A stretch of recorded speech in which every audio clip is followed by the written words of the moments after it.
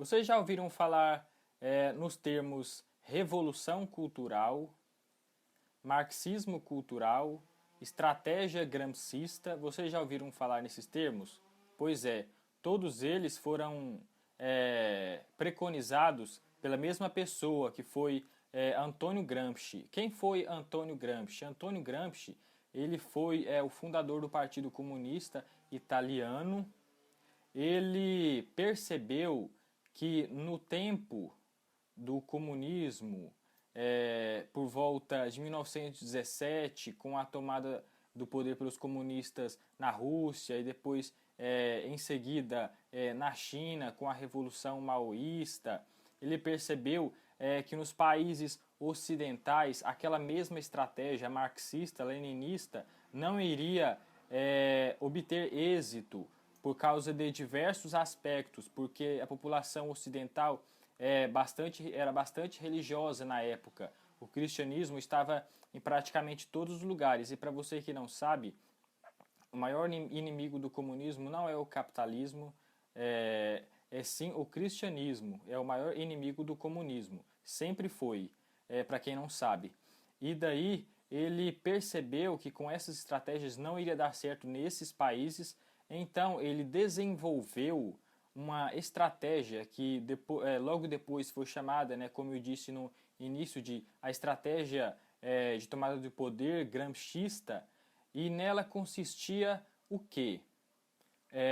Consistia na tomada do poder, como eu posso falar aqui para vocês, lentamente. O poder seria tomado lentamente dentro das instituições. Seria... quer ver? Deixa eu pensar aqui num termo. O termo ocupação de espaço. Esse é o verdadeiro termo que foi preconizado por Antônio Gramsci, a ocupação de espaço. Por dentro, infiltrando dentro da cultura dos países ocidentais para conseguir tomar o poder, mas isso de uma forma gradual, de uma forma bem lenta. E é nisso que eu quero apresentar para vocês este livro aqui, A Revolução Gramscista no Ocidente. Não sei se vocês estão conseguindo ler aí. O reflexo do sol deve estar batendo, mas... A Revolução Gramscista no Ocidente. A concepção revolucionária de Antônio Gramsci em Cadernos do Cárcere. O autor é Sérgio Coutinho. E o que fala nesse livro aqui? Bom, Sérgio Coutinho era um militar das Forças Armadas que faleceu em 2011. Faleceu em 2011. E o que ele colocou nesse livro? Bom, para vocês que não sabem, Antônio Gramsci, antes dele desenvolver essa estratégia maquiavélica, ele foi preso no regime fascista de Benito Mussolini, pois o endurecimento do regime fascista levou ele à prisão em 1926. E ele ficou preso por volta de, se não me engano, até 1929. Depois ele ficou bastante doente, veio falecer em 1937 e ele teve que sair da prisão por conta disso. E enquanto ele esteve na prisão, ele pôde ler livros e também escrever. E ele escreveu, no caso foram 36 cadernos desse escolar cheios, que depois foram transformados em livros vários anos depois, e que deram no total 8 cadernos. E o nome dos cadernos foram esse que está escrito bem aqui, Cadernos do Cárcere. E nesses 8 livros que ele escreveu como seria a sua estratégia, toda a história, como seria a tomada do poder lentamente pelos comunistas e tudo isso. E nesse livro é basicamente como se fosse um resumo bem enxuto e muito bem escrito, e qualquer pessoa, de uma linguagem bastante fácil, qualquer pessoa pode pegar e ler e entender claramente como funciona a estratégia gramscista e principalmente como ela atuou aqui no Brasil durante o regime militar, depois de 1964. Tem uma parte aqui no livro chamada de... o Postscriptum, e nela está escrito: o gramscismo no Brasil, aqui revela tudo, como o Partido Comunista Brasileiro na época percebeu que aquela estratégia marxista-leninista não iria dar certo aqui e os próprios dirigentes do partido resolveram analisar a estratégia de Antônio Gramsci e começaram a ler as obras que foram chegar aqui no Brasil por volta de 68, no ano 68, 1968, na verdade. Então eles perceberam que essa estratégia de Antônio Gramsci seria muito mais bem aplicada aqui no Brasil do que essa estratégia de tomada do poder por meio da violência, como ocorreu com aqueles terroristas no tempo do regime militar, o tempo da guerrilha, não é por assim dizer, na verdade. E aqui nessa parte explica todos os passos que foram dados pelo Partido Comunista Brasileiro e pelos partidos que vieram em seguida, como por exemplo, vou dar aqui alguns exemplos. Deixa eu só achar aqui.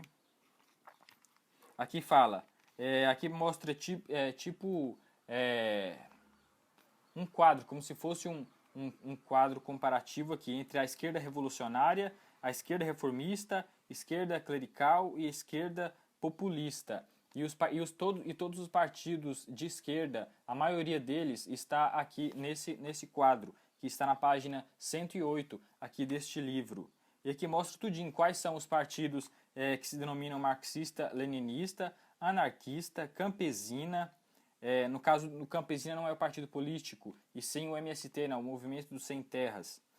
Socialista heterodoxo, os partidos fabianistas, que inclui o PSDB, Internacional Socialista, Movimento Clerical, né, que é o movimento da teologia da libertação, que eu vou fazer um vídeo a respeito sobre isso mais para frente, e Esquerda Populista, né, o antigo trabalhismo.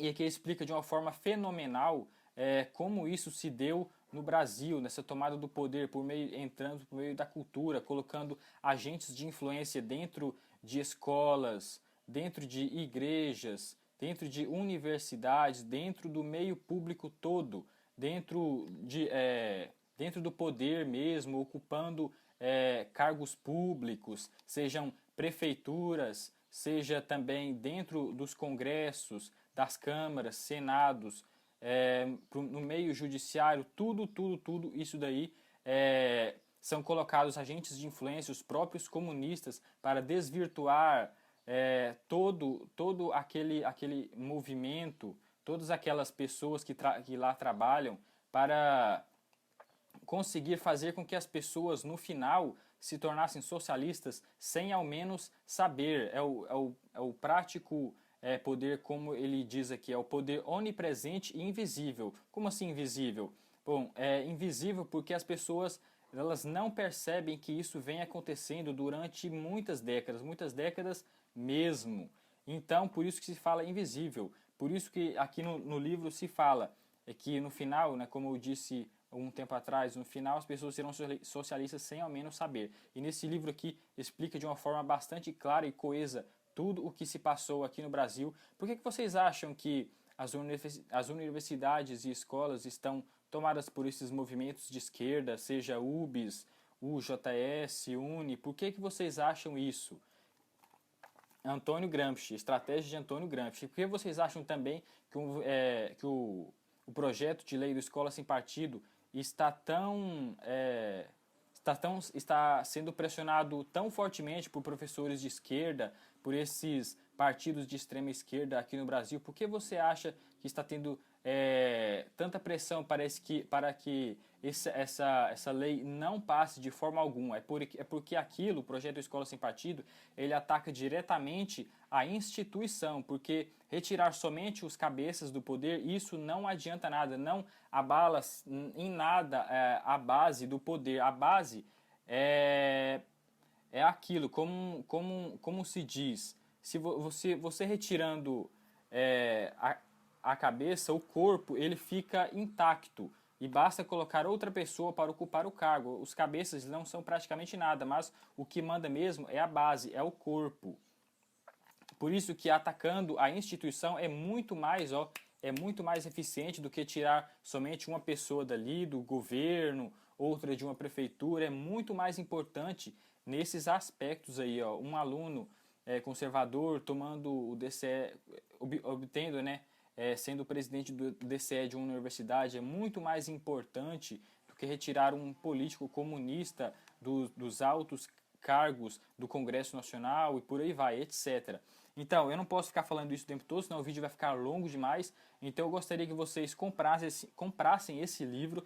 Ele só está à venda, que eu já venho procurando, no site da Bibliex, que é, a Biblioteca do Exército, e também na estante virtual. Dá para achar ele usado, mas você pode comprar ele, ler e interpretar de uma forma bem clara e coesa, para você vai ver claramente o que está acontecendo no Brasil, o que vem acontecendo durante décadas, porque tudo isso que vem acontecendo, o Brasil não é um país tão miserável dessa forma, não é por causa de somente um partido político, não.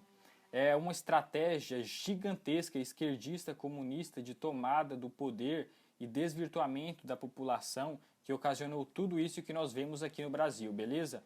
Então eu gostaria que vocês adquirissem conhecimento, comprem livros, estudem, porque isso é bastante importante para você conhecer o que está acontecendo no Brasil atualmente, beleza? Então era isso daí, galera. Até o próximo vídeo e falou!